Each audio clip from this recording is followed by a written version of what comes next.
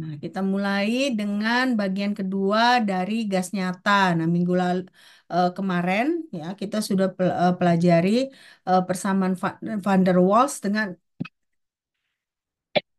persamaan virial ya. Nah, pada persamaan van der Waals kita ada dua konstanta baru yaitu A dan B. Nah, sementara untuk persamaan virial ada banyak konstanta karena persamaan virial itu dia merupakan dalam bentuk deret Maclaurin ya. Nah, sekarang kita masuk ke persamaan Beatty-Bridgman. Persamaan Beatty-Bridgman ini hampir mirip dengan persamaan virial, tapi ini dalam bentuk yang lain. Nah, ini diharapkan memberikan hasil yang lebih teliti. Nah, ini dia PV, di mana V-nya itu adalah volume molar, sama dengan RT ditambah beta dibagi volume molar, ditambah gamma dibagi volume molar kuadrat, ditambah delta dibagi volume molar pangkat 3.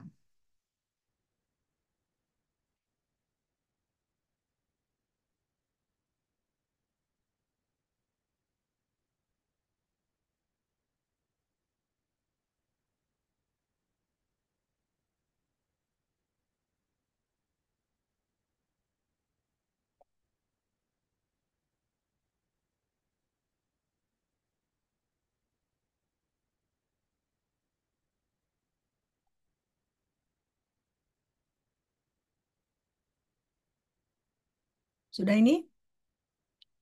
Belum? Belum, Mem. Belum, Mem. Oke.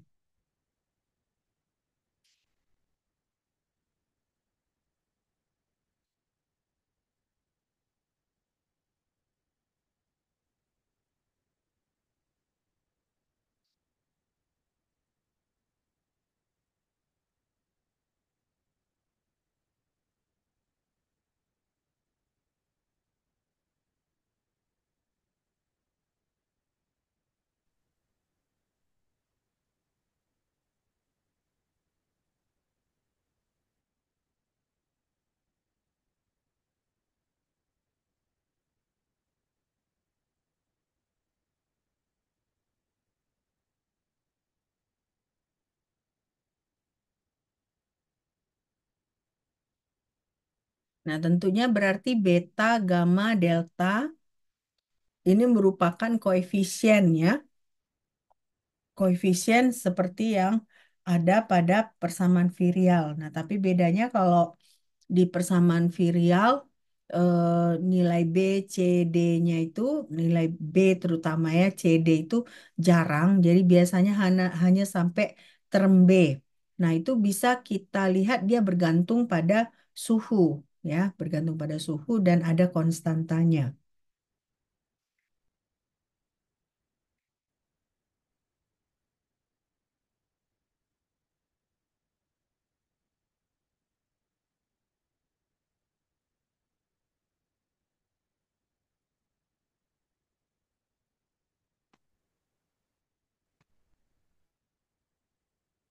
Sudah?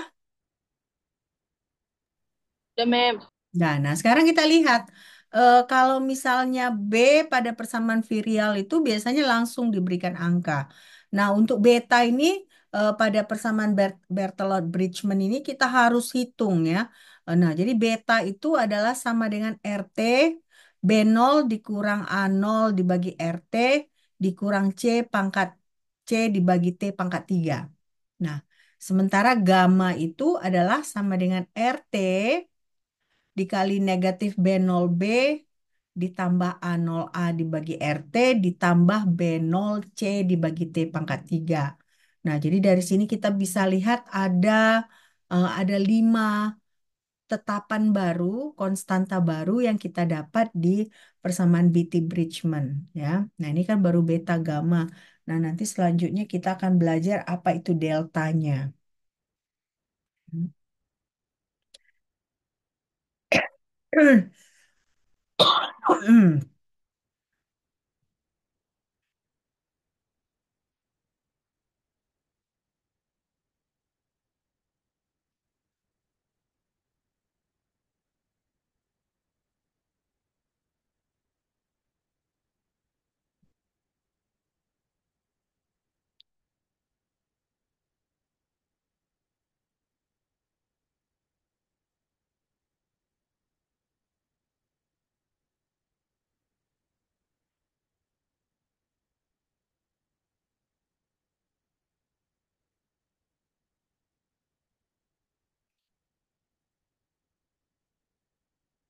Nah, jadi kalian lihat makin tinggi levelnya ya. Yang kemarin faktor kompresi kan tinggal rasio volume molar, ya kan? Nah, makin naik sedikit persamaan van der Waals itu ada tambahan interaksi. Nah, jadi berarti ada faktor koreksi tekanan, ada faktor koreksi volume, sehingga ada tambah eh, konstanta baru yaitu A dan B. Nah, naik lagi persamaan virial. Nah, persamaan virial itu dia ada sebenarnya B, C, D. Tapi biasanya untuk perhitungan hanya sampai terminologi B. Nah, B ini dia fungsinya fungsi suhu. Nah, ada nilai tertentu. Nah, sekarang kita masuk ke persamaan Beatty-Bridgman. Persamaan Beatty-Bridgman ini bukan lagi B, C, D, tapi beta, gamma. Beta, gamma, delta. Nah, beta, gamma, delta itu kita harus hitung. Nah, inilah dia rumusnya, ya. Nah, ini untuk beta gamma, nah ini untuk delta. Delta itu adalah RT dikali B0 BC dibagi T pangkat 3.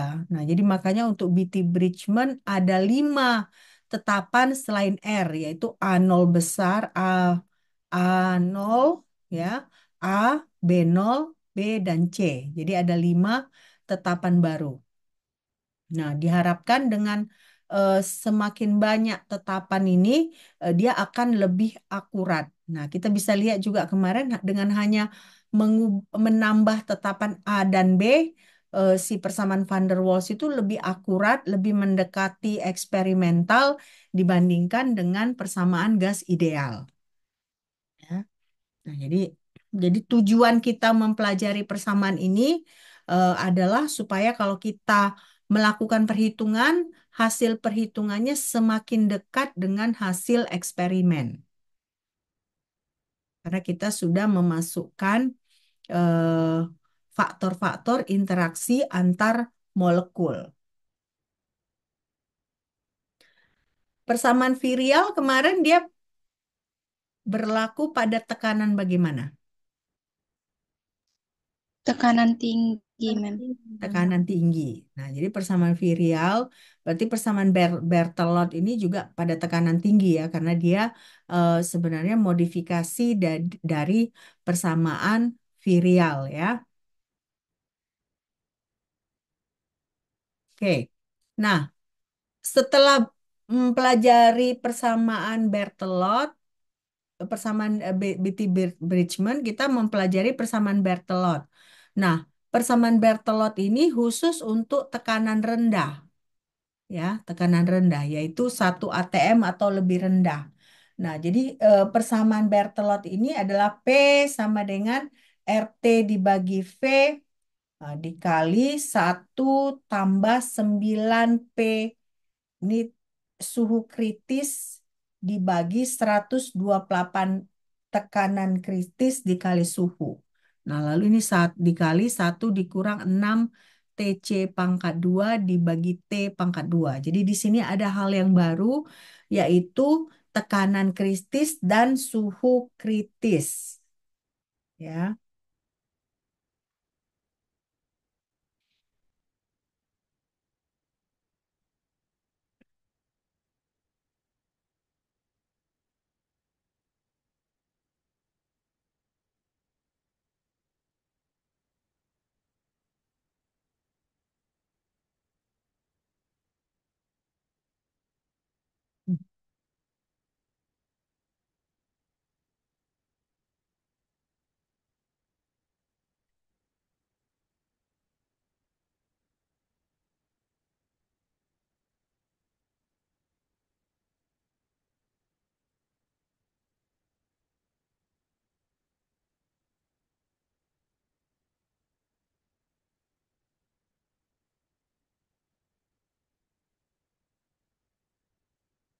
sudah?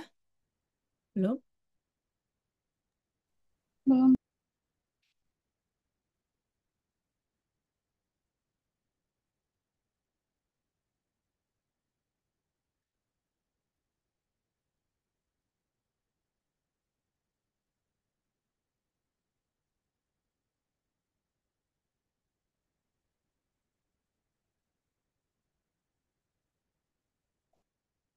Jadi persamaan Berthelot ini adalah persamaan terakhir yang kita pelajari. Nah, jadi ini kita selanjutnya akan mempelajari eh, proses pencairan gas, ya, proses pencairan gas.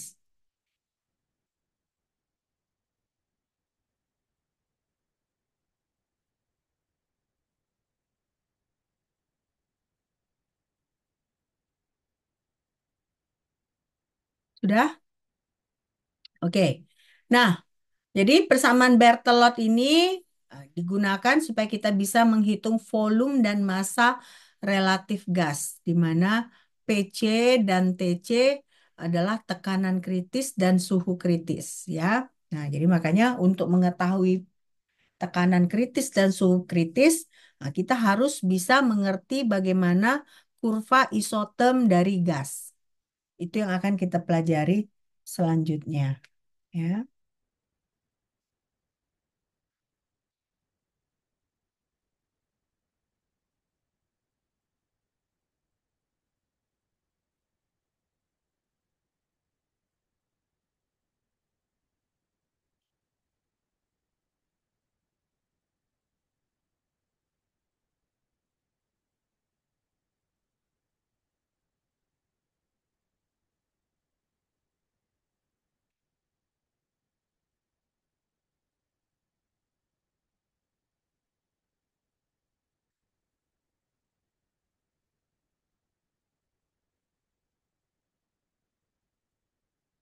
Sudah?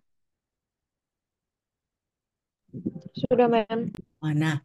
Jadi di sini kita mulai masuk ke proses pencairan gas untuk kita bisa mengerti bagaimana nanti eh, kurva isoterm.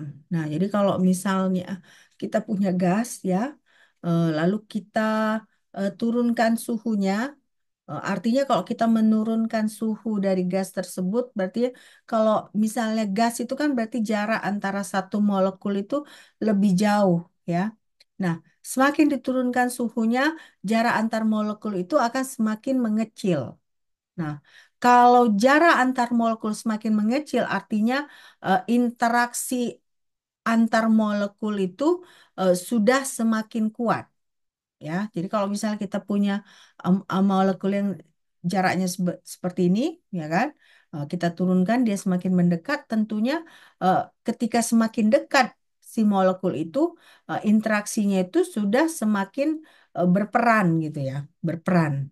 Nah, inilah yang terjadi ketika ada fase gas, ya, yang kita turunkan, ya. Nah, kita turunkan suhunya. Nah, dia mulai dari fase gas menjadi fase cair. Nah, makanya kalian kalau saya bilang ada liquid CO2, liquid carbon dioxide. Nah, liquid carbon dioxide itu biasanya suhunya sangat rendah. Nah, otomatis misalnya ada ya, sesuatu yang kita butuhkan sebagai pendingin, bisa juga kita simpan di liquid carbon dioxide, ya. Nah, tadi kan kami ada belajar kimia pemisahan. Nah, kalian mungkin eh, semester tahun depan kali ya belajar, ya. Nah, di kimia pemisahan itu kan ada kita mau mengekstraksi eh, kafein dari biji kopi. Nah, biasanya kan kita memang maunya biji kopinya mengandung kafein, tapi kan banyak misalnya perempuan hamil kalau pengen minum kopi, ya mereka hanya mau minum kopinya, aroma kopinya, tetapi nggak mau kafeinnya, ya, karena bisa ada dampaknya ke bayi. Nah, jadi yang dilakukan apa? Eh, si biji kopi itu diekstrak kafeinnya, diambil kafeinnya, jadi dipisahkan si kafein dari biji kopi dengan menggunakan liquid karbon dioksida. Nah, jadi ketika menggunakan liquid karbon dioksida, suhunya bisa sampai mungkin di bawah 0 derajat Celcius. Nah, jadi seperti ada kayak pembekuan deh gitu. Nah, inilah si gas itu, ya. Gas itu berarti kalau diturunkan suhunya, nah dia interaksi antar molekulnya dia semakin berkurang, semakin bertambah, sorry. Nah, tapi kalau misalnya dibandingkan dengan dia sudah menjadi padat, ini kan berarti kan si gas dari gas diturunkan suhunya jadi cair. Nah, tetap aja ada sedikit kebebasan, ya. Walaupun dia lebih tidak bebas dibandingkan gas, tapi tetap ada sedikit kebebasan kalau kita bandingkan lagi dengan padatan, ya. Contohnya misalnya eh, kalian punya air minum, ya. Kalian pindahkan ke gas, ke gelas, dia bentuknya gelas, ya kan? Nah, kalian pindahkan ke Tupperware, bentuknya Tupperware. Nah, jadi berarti di situ eh, walaupun ketika diturunkan itu dia jaraknya sudah semakin dekat, tetapi dia masih bisa bergerak dengan leluasa. Nah, karena dia masih bisa bergerak dengan leluasa, jadi bentuknya itu bisa menyesuaikan sesuai bentuk wadah, ya.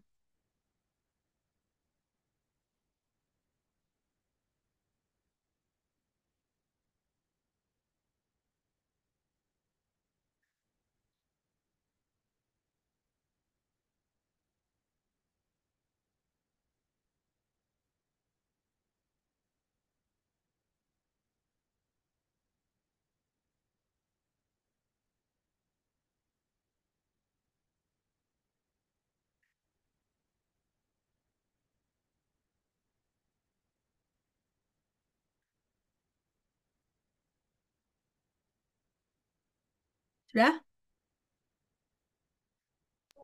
Belum. Belum? Jadi memang ini harus kalian sambil bayangkan gitu, sambil bayangkan bahwa memang kalau gas itu diturunkan, ya, molekulnya yang tadinya berjarak semakin mendekat. Nah, tapi walaupun dia semakin mendekat dibandingkan zat padat, dia masih leluasa bergerak gitu ya. Kalau zat padat kan misalnya kertas, ya. Kalian pindahkan ya tetap kertas, ya. Nggak akan bisa dia berubah bentuk, ya. Dia tetap bentuk kertas. Beda dengan air, ya. Air itu akan menyesuaikan bentuk wadah. Nah, itu artinya bahwa pada air antar molekul itu masih agak ada pergerakan gitu ya dibandingkan fase padatan.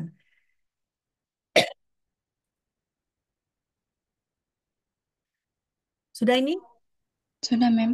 Udah ya. Nah, jadi di sini kita bisa lihat bahwa kerapatan pada zat cair itu lebih tinggi dibanding gas. Kenapa? Karena molekulnya lebih rapat.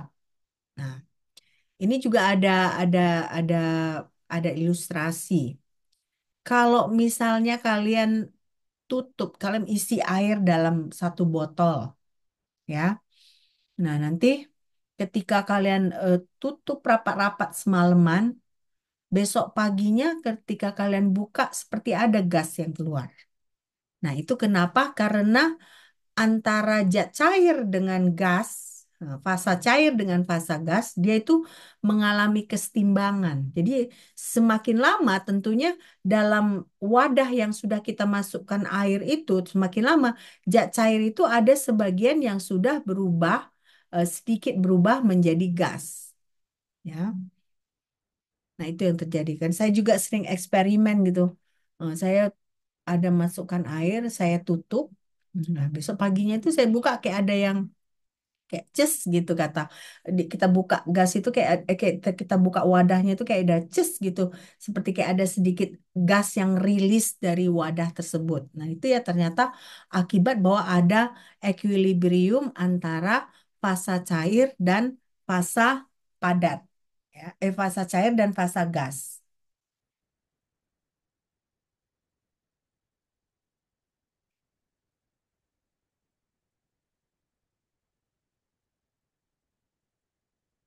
Sudah?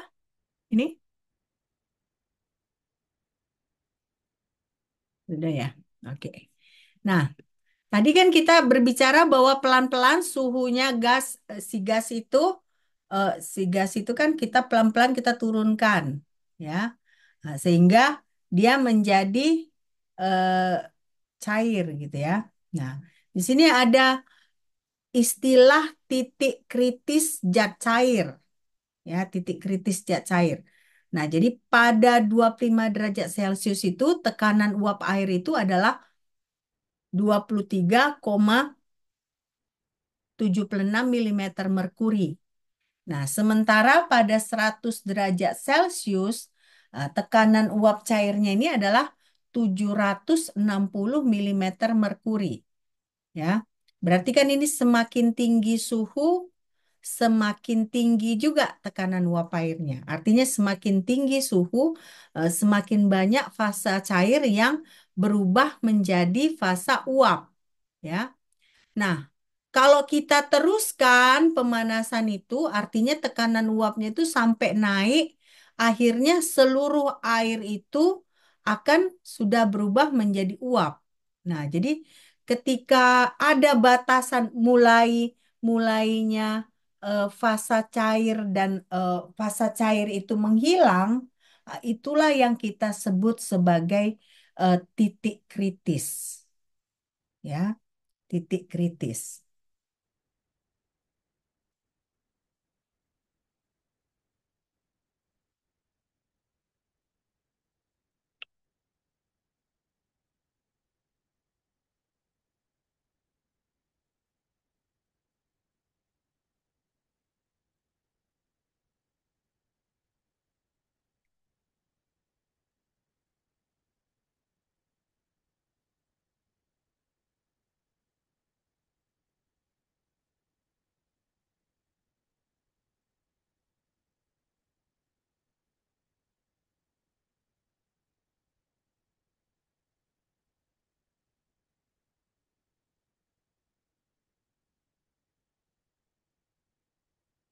Sudah? Sudah. Belum, Mem. Belum.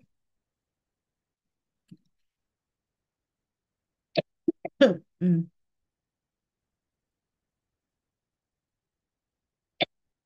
Hmm.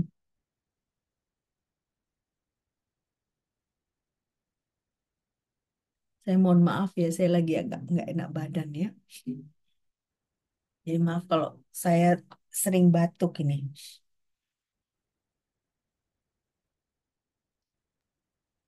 Mem, yang sebelumnya boleh nggak, Mem? Sebelumnya, yang mana? Yang ini? Iya, Mem. Oke.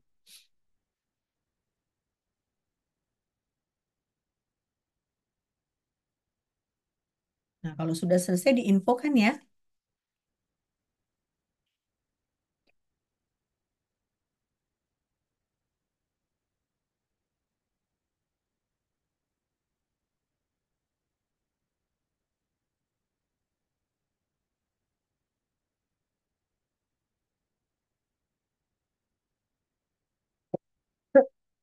Hmm.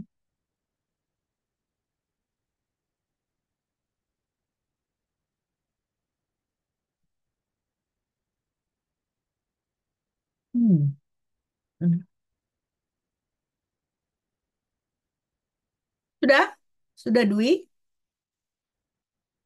Yang ini? Udah, Mem.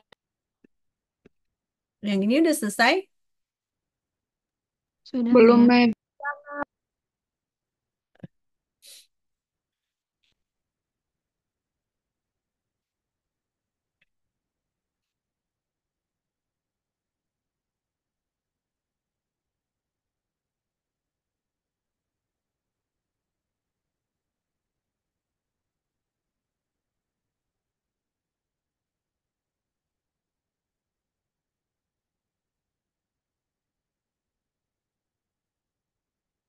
Oke, lanjut ya. Nah, jadi di sini kita bisa lihat titik kritis itu adalah suhu, tekanan, dan volume pada eh, titik kritis. Nah, suhu, tekanan, dan volume molar pada titik kritis. Nah, si suhu kritis, tekanan kritis, dan volume kritis ini biasanya adalah tetapan. Dia bergantung pada jenis gas, ya. Jadi bergantung pada jenis gas.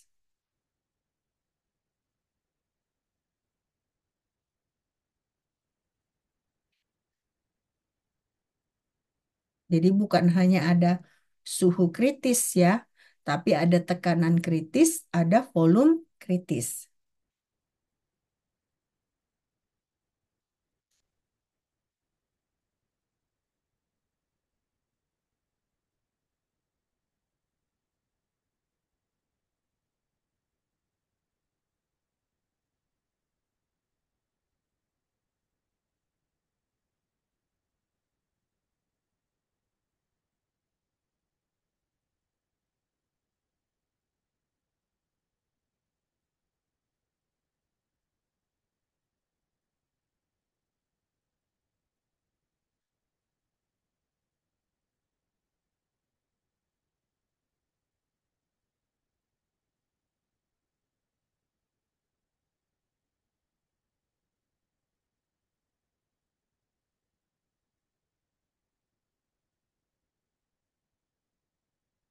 Sudah? Nah, jadi sekarang kita bisa bisa eh, apa yang terjadi kalau misalnya suhu kita terus naikkan sampai di atas suhu kritis. Nah, di atas suhu kritis ya, artinya semua yang fasa cair akan tetap berstatus gas. Jadi tidak ada perubahan dari gas ya. Nah, walaupun dalam hal ini tekanannya terus bertambah ya, tekanan uapnya terus bertambah. Nah, jadi kesimpulannya apa di sini? Kesimpulannya di atas suhu kritis itu tidak ada zat cair lagi. Tidak ada zat cair ya.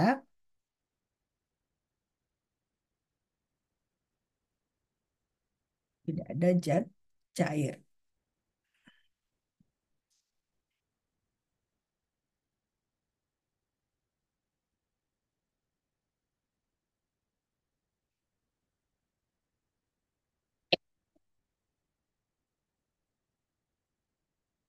Masih dicatat ini?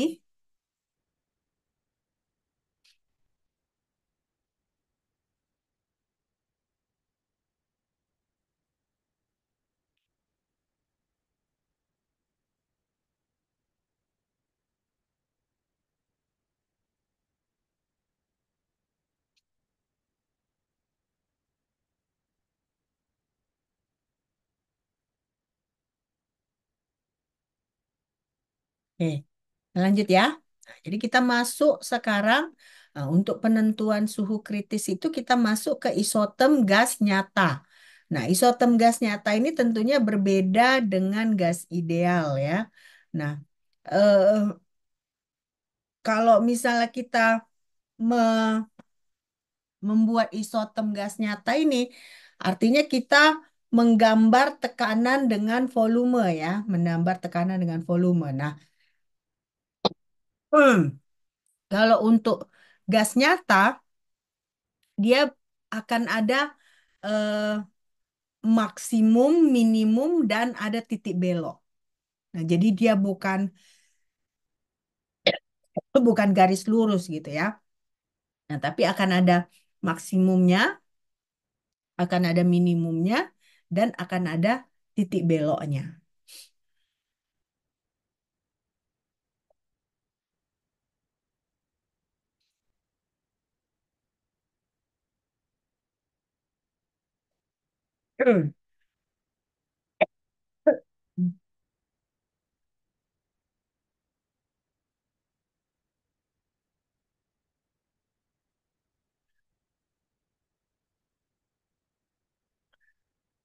Nanti bilangnya kalau udah selesai ya, dicatat.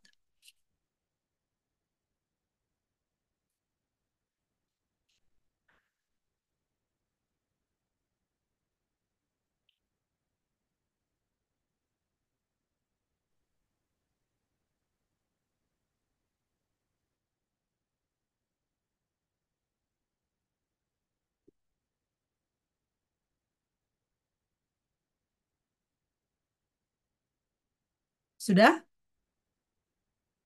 Sudah selesai? Sudah, Mem. Udah, oke.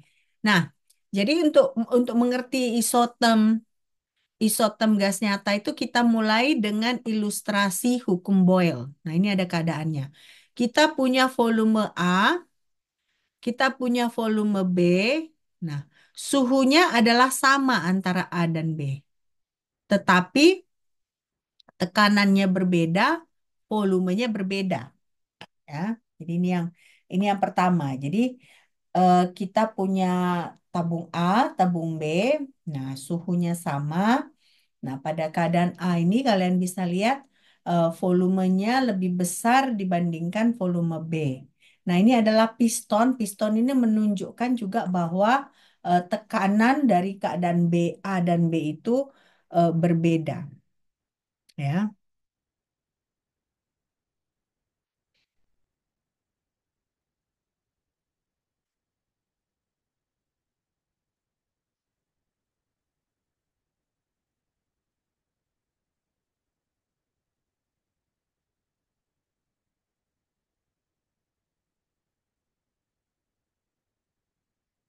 oke, selesai? Belum, Mem. Belum? Belum, Mem. Ya, silakan dulu.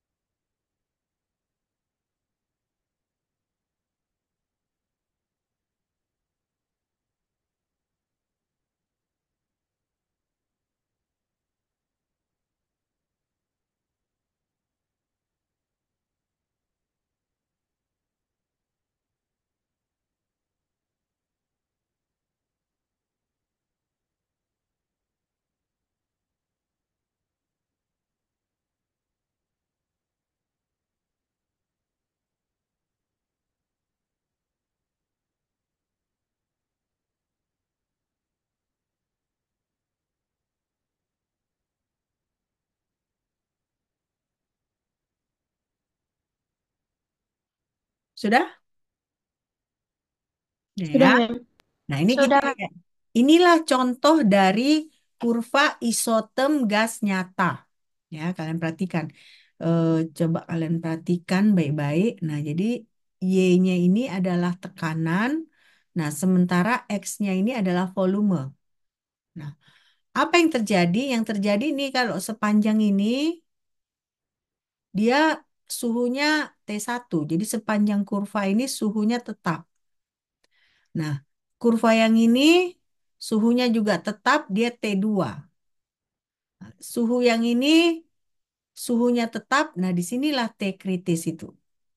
Nah, lalu di sini T3, T4. Nah, ini berarti hanya sepanjang kurva ini aja suhunya konstan. Tapi antara kurva 1, 2, 3, 4, 5, nah itu berbeda suhunya. Ya, berbeda suhunya. Nah, artinya sepanjang kurva yang ini suhunya konstan T1. Apa yang terjadi pada kurva ini? Yang terjadi, kalian lihat di sini kan, ini ada V1, nah ini V2. Nah, ini berarti kan tekanannya dinaikkan, artinya pistonnya ditekan, ya. Tekanannya dinaikkan, apa yang terjadi dengan volumenya? Volumenya itu eh, berubah dari V1 menjadi V2, artinya volumenya berkurang. Berarti tekanan dinaikkan, volumenya berkurang, ya. Nah, lalu yang ini ada datar panjang, tekanannya konstan, suhunya konstan. Nah, tapi volumenya berkurang dari V2 menjadi V3. Ya, volumenya berkurang menjadi V3. Ya. Nah, berarti ini eh, V2 dengan V3 ini tidak hanya suhu yang konstan, tetapi tekanan juga konstan. Nah, bagaimana dengan V3, V4? V3, V4 ini kan berarti sedikit aja berubah volumenya. Benar nggak? Sedikit aja berubah volumenya. Nah, tapi yang berubah drastis apa? Yang berubah drastis adalah tekanan. Nah, karena di sini kan Pada V3 tekanannya adalah tekanan equilibrium, ya kan? Nah, pada V4 tekanannya adalah P prime. Nah, jadi di sini tekanannya nggak konstan ya. Di daerah sini tekanannya nggak konstan. Tekanannya berubah drastis walaupun V3 dan V4 itu eh, hanya sedikit berubah ya. Oke, sudah dicatat ini? Ini biasanya selalu keluar UTS Hmm. ya. Tiap tahun akan keluar UTS. Nah, kemarin siapa Azli yang nanya kisi-kisi, kisi-kisi Bu. Wah, inilah kisi-kisinya ya. Ini biasanya hampir tiap tahun keluar kurva isoterm ya. Jadi coba dipahami nih ya. Pokoknya ini sepanjang yang ini T1. Nah, berarti dia T-nya konstan. Nah, tapi P-nya berubah. Nah, kecuali kapan P-nya nggak berubah? Pada yang sak datar ini. Ini P-nya nggak berubah, tekanannya konstan.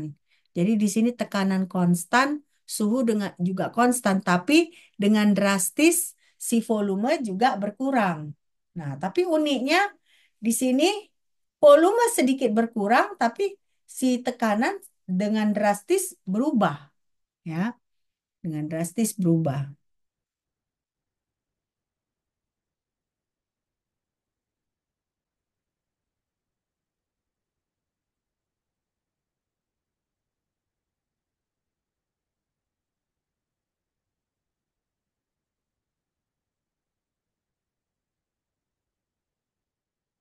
Sudah? Selesai ini?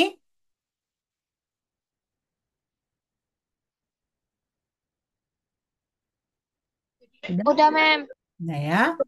Nah, ini dia. Ini tadi saya sudah jelaskan ya bahwa volume dari V2 ke V3 ini berkurang, tapi tekanan tidak berubah. Nah, tapi V3 ke V4 sedikit saja berkurang si volumenya, tetapi tekanan itu dengan drastis berubah dari tekanan equilibrium sampai P prime ya.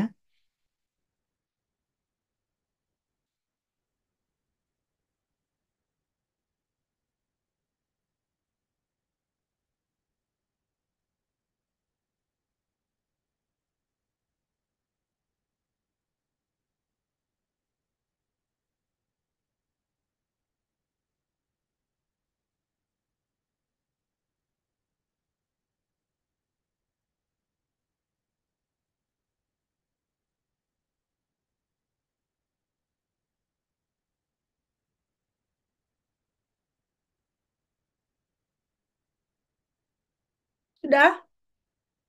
Selesai ini? Belum, Mem.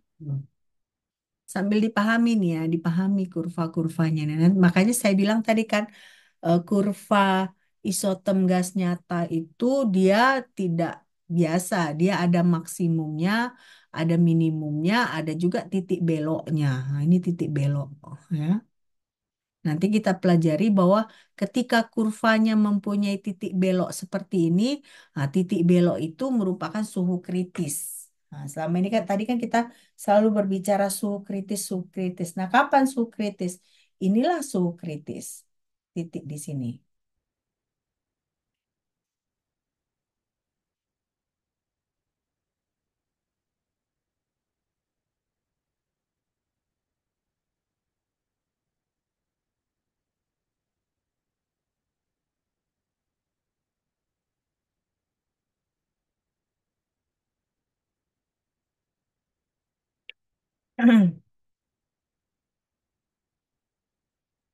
Sudah? Sudah, Mem. Nah, ya. Nah, jadi apa penjelasannya? Kan tadi baru kita lihat ininya ya, baru kita diskusikan bagaimana fenomenanya. Nah, penjelasannya itu ya, pada V2 ini kan tadi sama, gas ya, gas itu eh, ini kan gasnya tekanannya dinaikkan, nah, tapi suhu tetap ya. Nah, pada V2 ini kenapa volumenya berkurang, ya, karena di sini mulai ada cairan yang muncul. Karena kan pada kondisi A ini berarti ini gas, ya kan? Nah, setelah dilakukan perubahan tekanan, di sini di V2 eh, cairan mulai muncul, ya, cairan mulai muncul. Nah, yang kita lihat rata ini kan rata kan? Tekanannya tetap, suhunya tetap, tapi volumenya berkurang dari V2 ke V3. Artinya cairannya semakin banyak. Nah, garis ini kita sebut sebagai garis kondensasi, ya. Nah, tapi pada garis kondensasi ini kita sebut tekanannya adalah tekanan equilibrium. Nah, jadi berarti PE itu adalah tekanan kesetimbangan, tekanan uap kesetimbangan antara cair dan uap pada suhu T1. Karena ini kan T1 ya.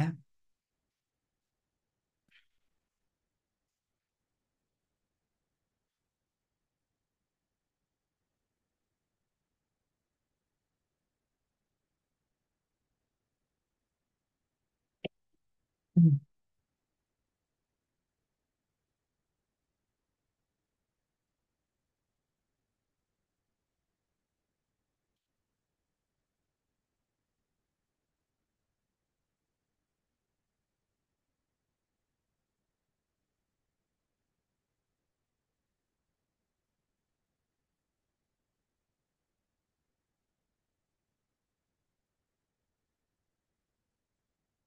Sudah? Sudah belum? Nah, saya asumsikan Udah, udah ya. Mem. Ah, Udah, udah Mem. kan? Oke. Nah, Sudah, Mem. jadi di sini V3 ini sudah mulailah semua gas berubah menjadi cairan, ya. Jadi pada PE, P3 hampir semua gas sudah berubah menjadi cair. Nah, jadi makanya kejadiannya di sini ketika sedikit aja berkurang volumenya, berarti kan kalau semakin banyak gas, tekanan naik kan? Nah, jadi berarti di sini sudah ada peningkatan tekanan, ya, peningkatan tekanan karena hampir semua si gas itu sudah berubah menjadi cairan.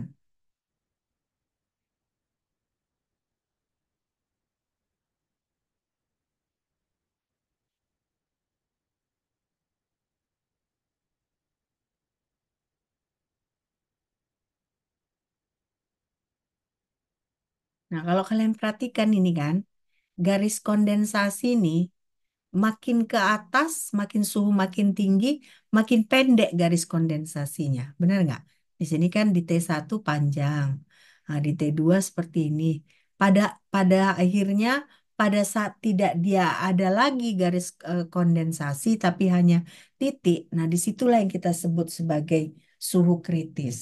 Nah, jadi semakin tinggi suhu, semakin pendek garis kondensasinya.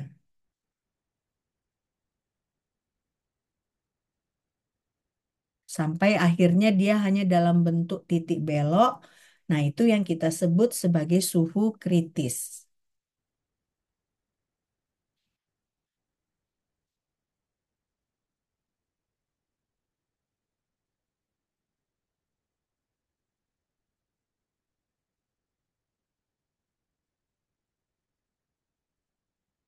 Hmm.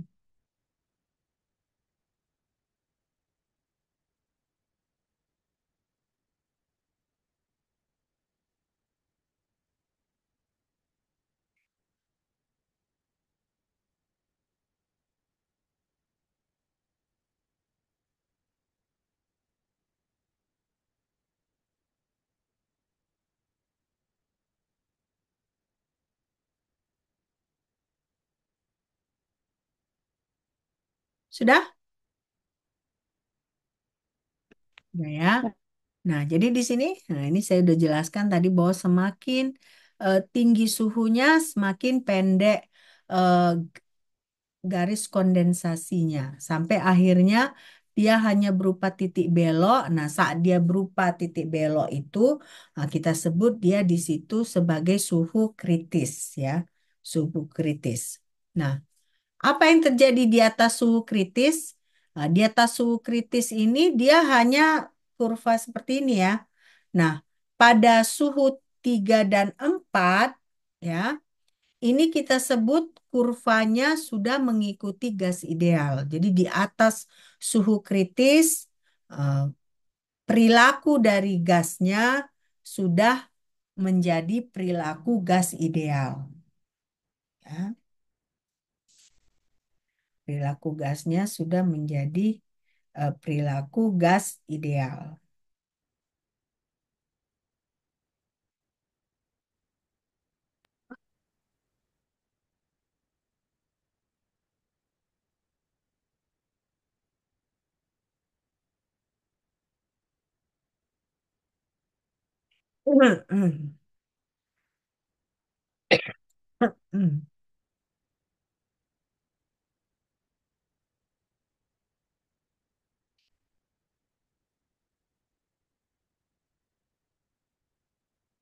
Oke, kita lanjut. Nah, ini dia. Ini ya. Nah, jadi titik titik T3, T4 ini ya. Berarti kan suhu pada isotom yang lebih tinggi. Ini dia kurvanya mirip kurva isotom gas ideal. Nah, jadi artinya di bawah suhu kritis, isotom itu isotom gas nyata, tapi di atas suhu kritis dia menjadi isotom eh, kurva ideal. Ya.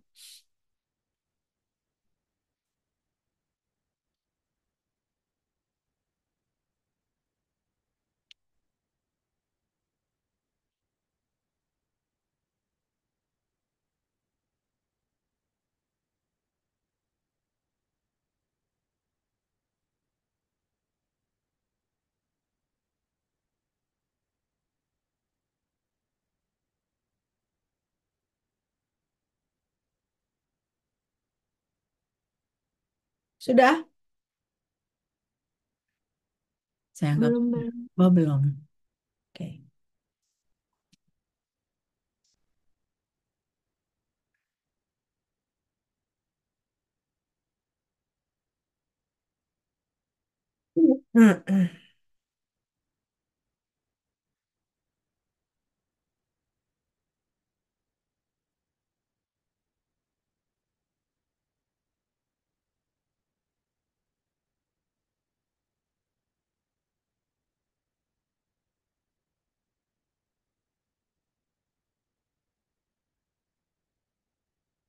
Sudah?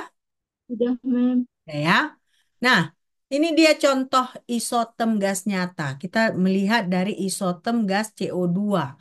Nah, jadi isotem gas CO2 ini kita lihat ini yang hijau ini adalah condensation region ya, karena di sini dia eh, garisnya tekanannya tetap tapi volumenya berkurang ya, berkurang.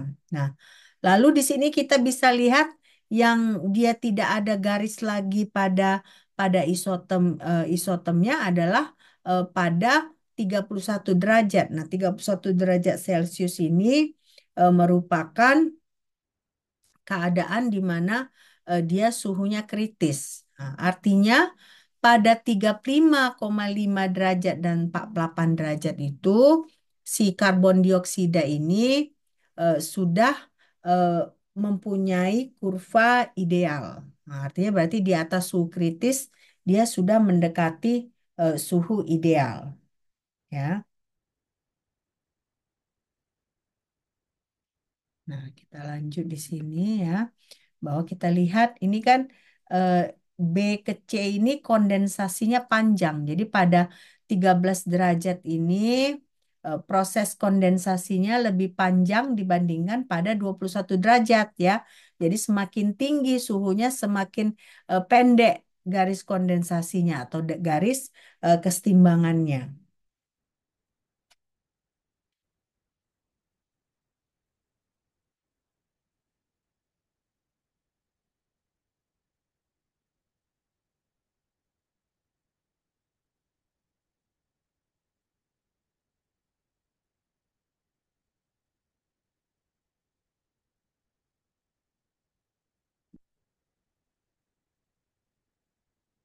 Jadi coba dipahami nih ya, isotom gas ideal ini, ya kan? Supaya kalian mengerti isotom gas nyata, sorry, supaya kalian mengerti bagaimana sih sesungguhnya isotom ini, kurva isotom gas nyata. Nah, contohnya ini dibuat yang di slide ini adalah karbon dioksida ya. Jadi kan kalian lihat di sini kan, suhu kritisnya 31 derajat Celcius ya, suhu kritisnya.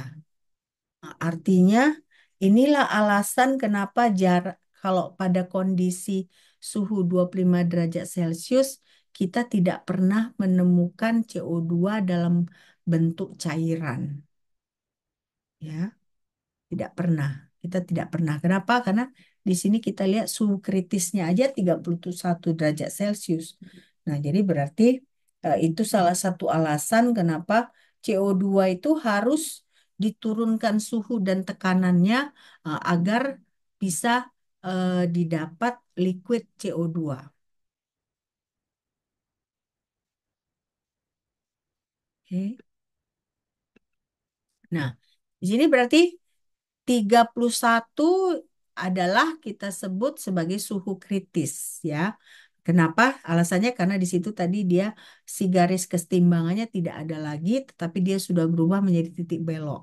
Nah, di bawah suhu kritis ini itu yang kita sebut isotem isotem gas nyata. Tapi di atas suhu kritis yang 35,5 dan 48 itu isotermnya sudah mirip menjadi isotem gas ideal. Ya, isotem gas ideal.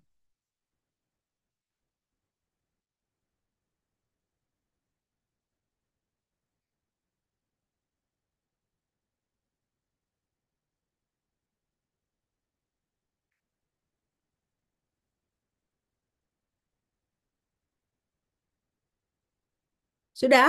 Selesai nih? Belum? Masih mau dicatat? Ma'am. Ya. Siapa tadi yang manggil?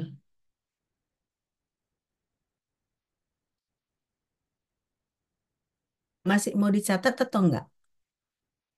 Masih? Masih, Ma'am. Masih. Oke.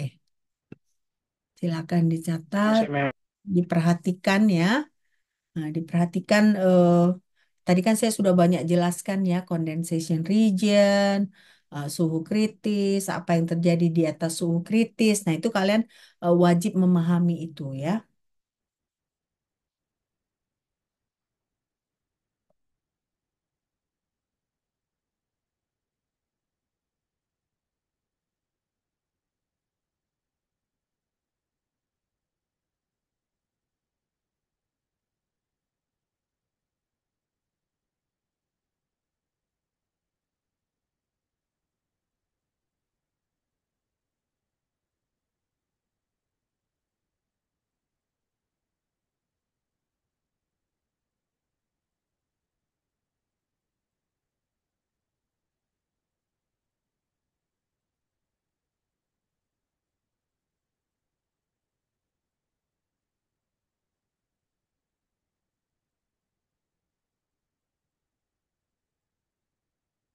Sudah?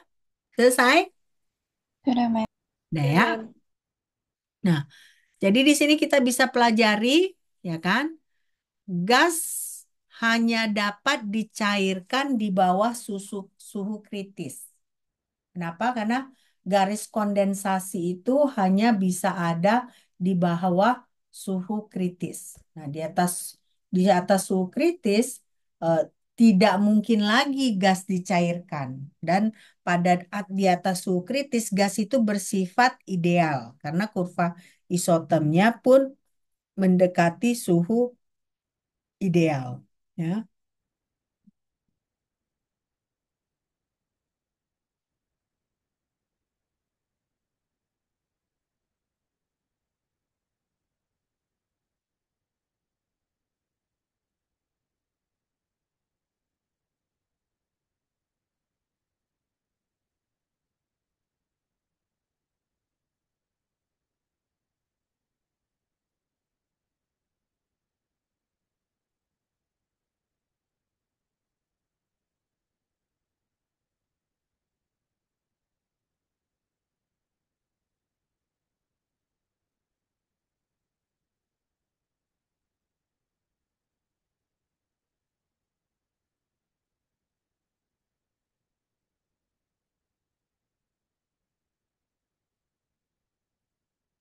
Hmm.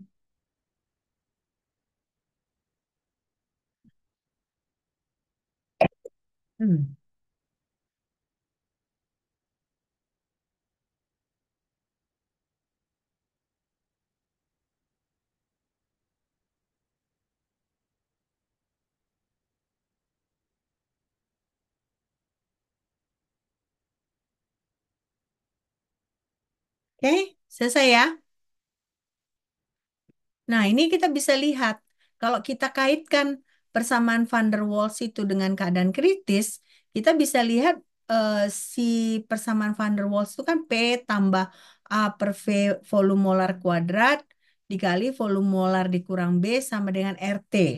Nah, kalau kita susun ulang, yang berarti misalnya kita kalikan ya, kita kalikan ini sesama ini, lalu kita hasilnya kita kalikan dengan V kuadrat per P, kita dapat persamaan 3, yaitu volume molar pangkat 3, dikurang B tambah RT V pangkat 2, ditambah A per P V dikurang AB per P. Nah, di sini berarti ada 3 nilai volume. Nah, jadi dia V pangkat 3, V pangkat 2, dan V. Nah, jadi ada 3 nilai volume. Nah, inilah dia keadaan kritis pada persamaan van der Waals. Ya, untuk menentukan keadaan kritis pada persamaan van der Waals. Jadi ini masih persamaan van der Waals-nya. Nah, kita mau menentukan keadaan kritisnya. Artinya, kalau menentukan keadaan kritisnya kita harus turunkan, ya. Turunkan karena pengertian keadaan kritis tadi, suhu kritis adalah titik belok dari kurvanya. Nah, jadi berarti eh, kita bisa nyatakan bahwa kalau kita punya fungsi seperti ini, kita turunkan, lalu turunannya sama dengan nol, nah kita bisa hitung berapa keadaan kritisnya. Ya, nah, jadi kurvanya itu ada titik belok, ada maksimum, ada minimum, itu ada maknanya. Oke,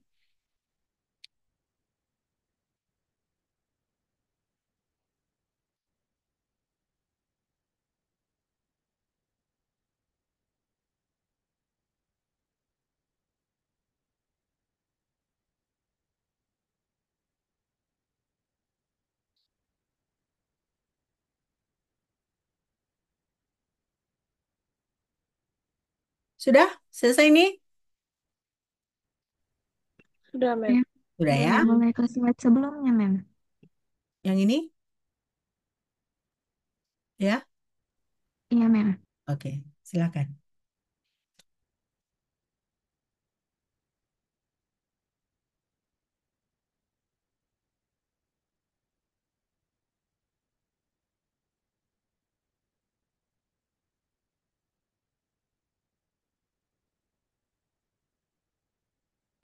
Sudah, Mem. Sudah? Yang ini sudah?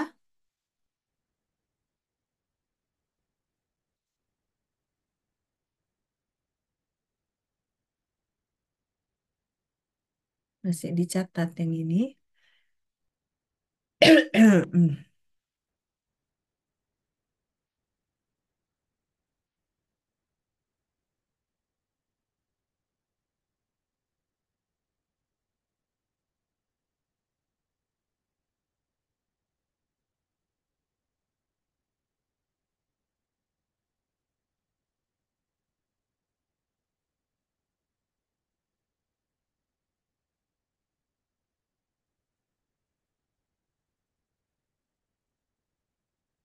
Oke, udah ya. Nah, jadi di sini kan kita ini nggak perlu ini udah. Nah, dari sini kita bisa lihat bahwa sebenarnya kurva isotem ini bisa kita samakan seperti parabola, fungsi parabola. Kenapa? Karena dia ada maksimum, ini kan ada maksimum, ada minimumnya. Nah, berarti kalau ada maksimum, ada minimum, si titik belok ini bisa kita tentukan, ya. Kita tentukan dengan menggunakan persamaan diferensial. Nah, ya, yaitu artinya berarti si persamaan 3 tadi, kan ada persamaan 3, nah, kita turunkan lalu turunan pertamanya itu sama dengan nol. Nah, itulah dia nanti kita bisa tentukan berapa titik kritisnya. Nah, dalam hal ini yang pertama ditentukan adalah eh, P, PC-nya, ya, PC-nya.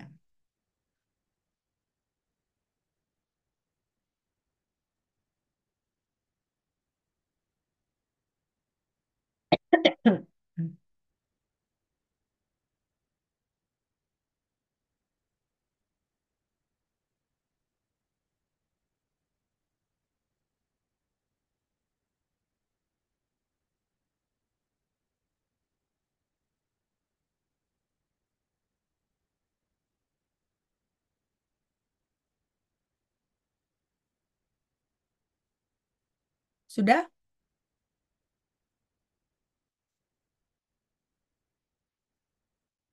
Sudah ini? Catat?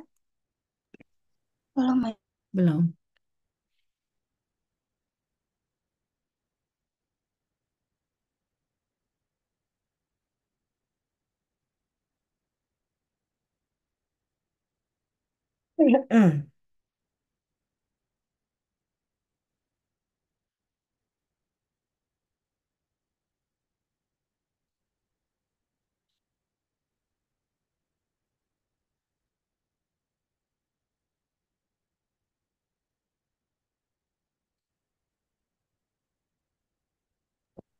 Sudah, Mem. Sudah?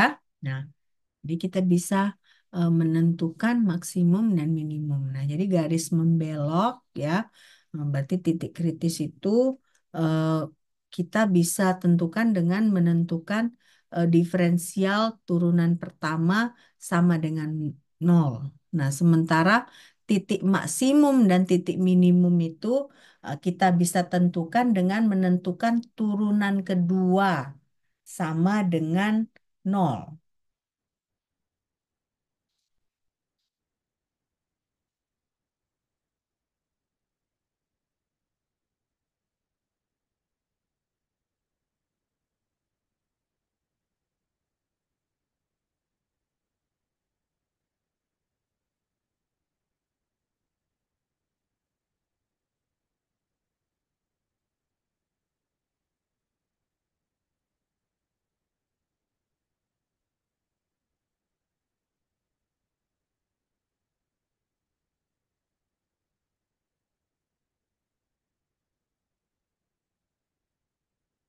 Sudah ini?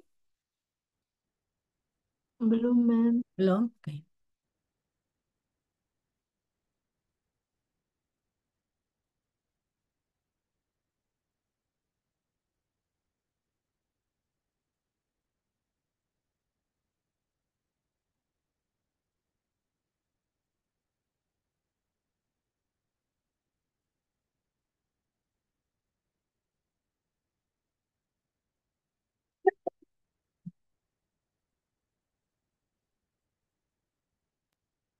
Sudah, Mem. Udah? Oke. Nah, jadi eh, volume kritis ya bisa kita tentukan dengan menggunakan turunan pertama dan turunan kedua dari persamaan van der Waals. Nah, sehingga kita bisa dapat persamaan 4 yaitu PC ya sama dengan RTC dibagi VC kurang B dikurang A dibagi volume molar pangkat 2. Nah, ini kan dari sini kan ada volume kritisnya kan. Nah, di sini.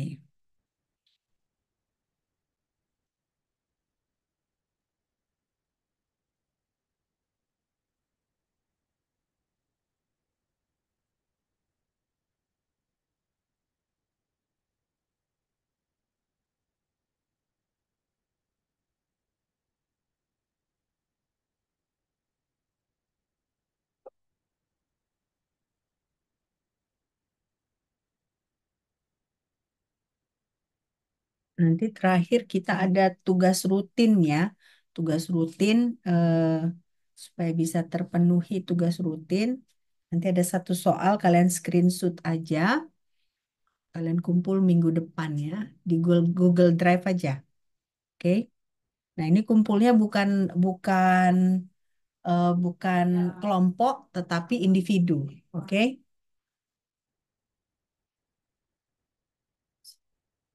Sudah ini ya. Saya asumsikan sudah.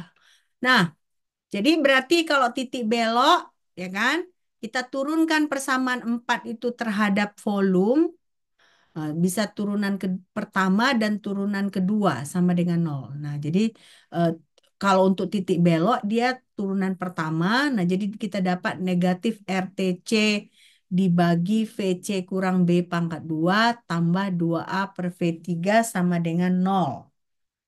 Ya, sama dengan nol. Nah, jadi nanti kita bisa tentukan di situ berapa nilai A-nya, berapa nilai B, dan berapa nantinya nilai PC, VC, dan R-nya. Jadi ini pertama kita tentukan turunan pertamanya.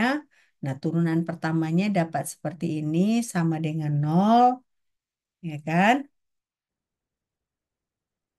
Pelan-pelan aja dicatat supaya kalian bisa mengerti proses turunannya, oke?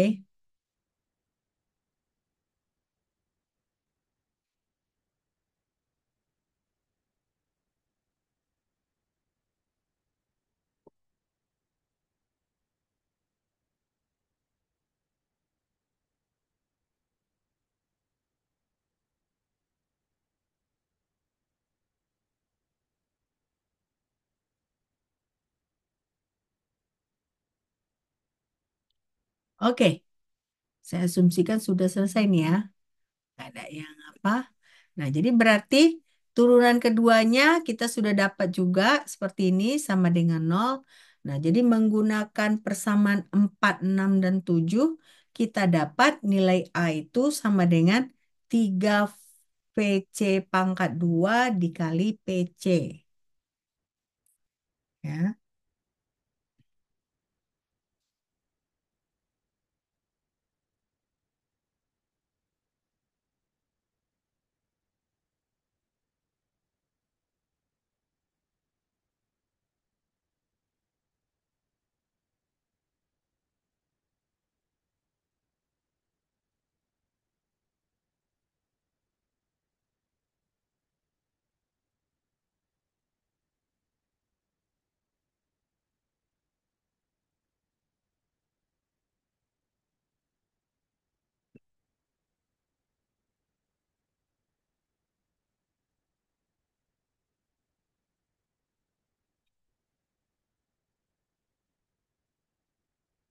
oke.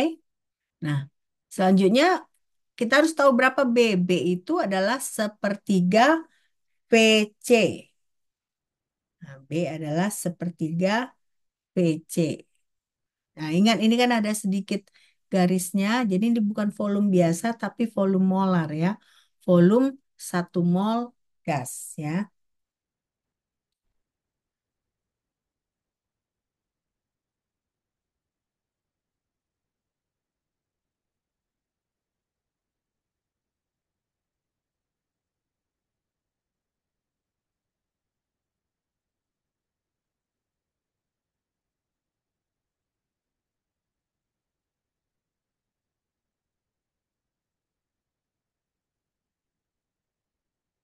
Eh, nah, jadi berarti di sini kita bisa lihat PC-nya ini adalah 3 RTC dibagi 8 VC. Nah, VC-nya adalah 3 RT, bukan suhu kritis ya, T biasa dibagi 8 PC. Nah, sementara R ini adalah 8 PC VC dibagi 3 TC.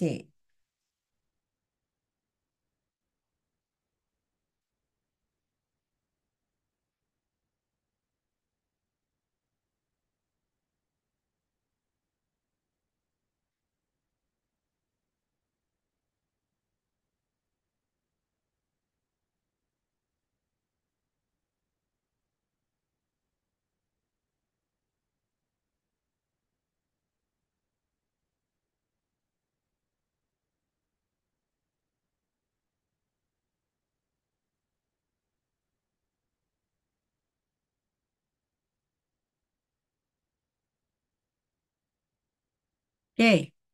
Nah, jadi dari sini dari 10, 11, dan 12 kita dapat ZC. Artinya ZC ini adalah faktor kompresi. Nah, faktor kompresi tapi pada titik kritis. Nah, faktor kompresi pada titik kritis ini kita bisa lihat dia sama untuk semua gas, yaitu 3/8. Kenapa? Karena dia nilainya adalah PC dikali VC dibagi RTC. Jadi ternyata kalau kita sudah cancel out ya, kita masukkan ada yang di cancel out. Nah, nilainya itu adalah 3/8 ya, 3/8.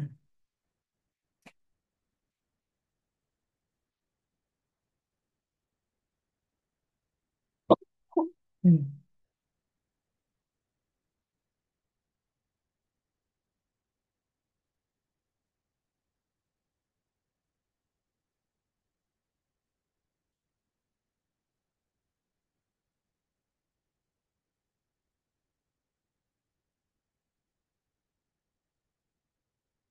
Nah, nanti mungkin weekend saya kirim mungkin latihan-latihan ke kalian ya supaya kalian bisa mulai berlatih. Tetapi ini ada satu soal yang bisa kalian kerjakan untuk tugas rutin.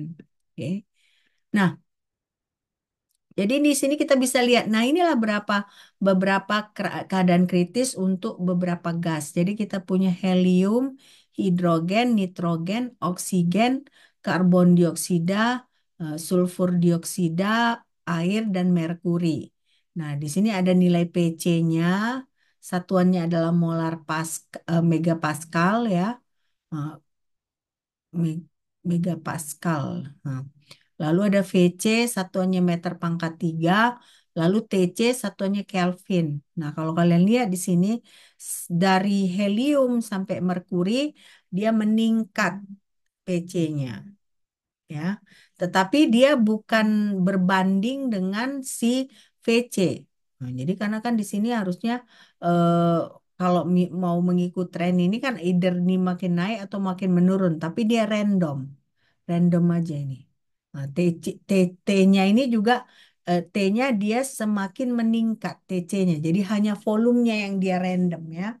Nah, jadi di sini eh, kita bisa lihat merkuri itu kan dia sebenarnya metal ya. Tapi bagaimana bentuknya? Bagaimana bentuknya? Kenapa unik ini si merkuri ini? Karena dia PC-nya 360, sementara TC-nya 1900 Kelvin. Merkuri Merkuri itu bentuknya bagaimana? Padat kah atau bagaimana? Dia logam, tetapi dia kan seperti cairan kan? Kalau kalian letakkan si merkuri di apa di atas meja, dia sebenarnya seperti cairan ya. Dia menggelinding bisa. Nah, jadi eh, kalian bisa lihat di sini bahwa PC, VC, dan TC ini berbeda untuk setiap gas ya, untuk setiap gas. Oke. Nah, ini bisa kita lihat. Nah, ini soalnya coba kalian screenshot. Nah, jadi Izin, Mem. ya, Sebelumnya tadi, Mem. yang mana? Ini, ya ini. Halo? Ini yang kalian perlu. Ini hanya pengulangan ya, pengulangan. Kan kita udah pelajari semua ya. Pelajarin semua dari perfect gas, van der Waals, Berthelot, Dietrich, Udah, Mem. ya ya. Nah, jadi eh, coba kalian screenshot ini ya. Ini merupakan tugas rutin ya. Dikumpulnya eh, minggu depan dan ini bukan kelompok ya, tapi individu.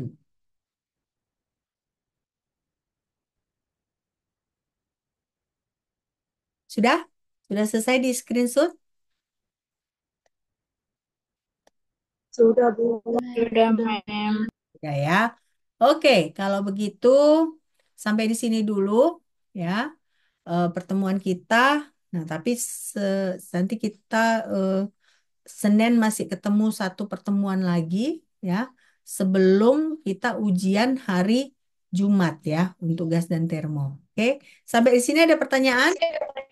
Izin, Mem. Mem, saya belum absen, Mem. Belum absen, Mem. Belum absen. Oke. Azli hadir ya? Saya, Mem. Hadir, Mem. Mia, Hadir, Mem. Lia, Lia Justina Mani nggak hadir ya? Mem, Ah, dia keluar masuk, Mem. jadi Jaringan karena dia di Unimed, Mem. Jadi nggak ada jaringan. hadir atau nggak berarti hadir? Iya, Oke. Mem. Keluar masuk dia, Mem. Hana, Saya, Mem. ya. Carencia, Carencia hadir nggak? Nggak ya. Niko, Niko hadir atau nggak? Nggak ya. Tiara, Hadir, Mem. Ezra, Ezra absen ya.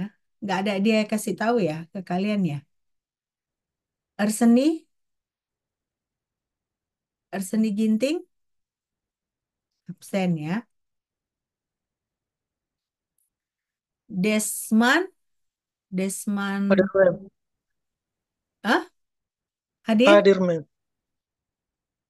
Angelica, Hadir, Mem. Gregorius, Hadir, Mem. hadir. Oke, ya udah kita ketemu lagi eh, untuk gas dan termo hari Senin depan. Oke, sampai jumpa. Bye. Terima kasih, Mem.